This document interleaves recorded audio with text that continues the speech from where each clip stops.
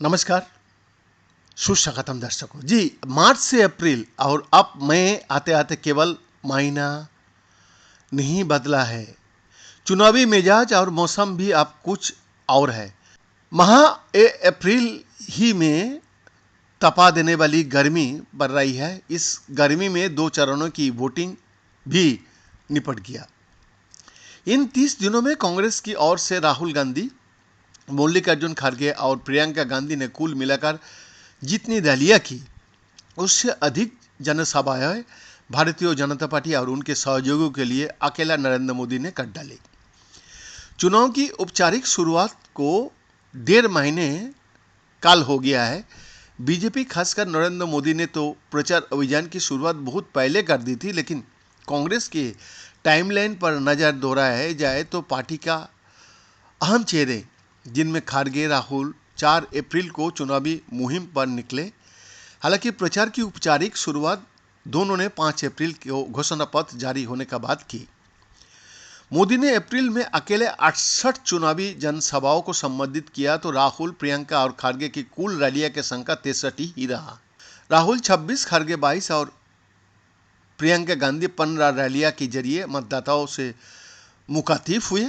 राहुल की तुलना में प्रधानमंत्री ने 2.5 गुना अधिक रैलियां की, वही प्रियंका के बरकस 4 गुना ज़्यादा और कांग्रेस अध्यक्ष के मुकाबला 3 गुना जनसभा मोदी का नाम रही। रैली के माध्यम से पीएम ने 15 राज्यों और एक केंद्र शासित प्रदेश को साधने की कोशिश की। राहुल 12 राज्यों और एक केंद्र शासित प्रदेश गए तो प्रियंका ने 7 राज्यों को और खड़गे ने 9 राज्यों को नापा।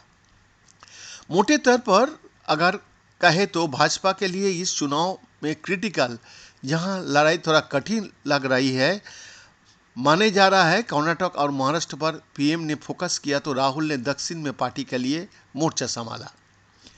प्रचार का एक मध्यम रोड शो के जरिए जनसंपर्क कायम करना भी रहा। यह भी मोदी प्रतिद्वंदी राहुल प्रियंका से कुछ कदम आगे दिखे।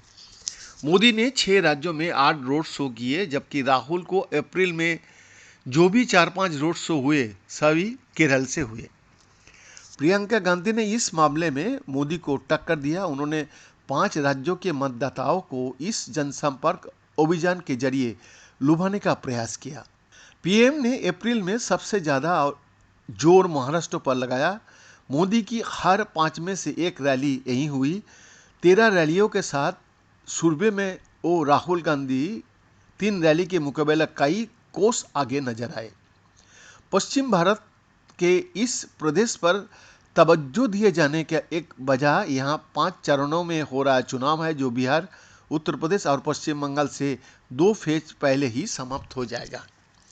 दूसरी बात, अगर दिल्ली का सियासत का रास्ता यूपी से होकर गुजरता है तो उसकी एक पगडंडी महाराष्ट्र तक जरूर जाती होगी, क्योंकि यूपी के बाद सबसे अधिक सांसद इसी प्रदेश से दिल्ली पहुंचता है।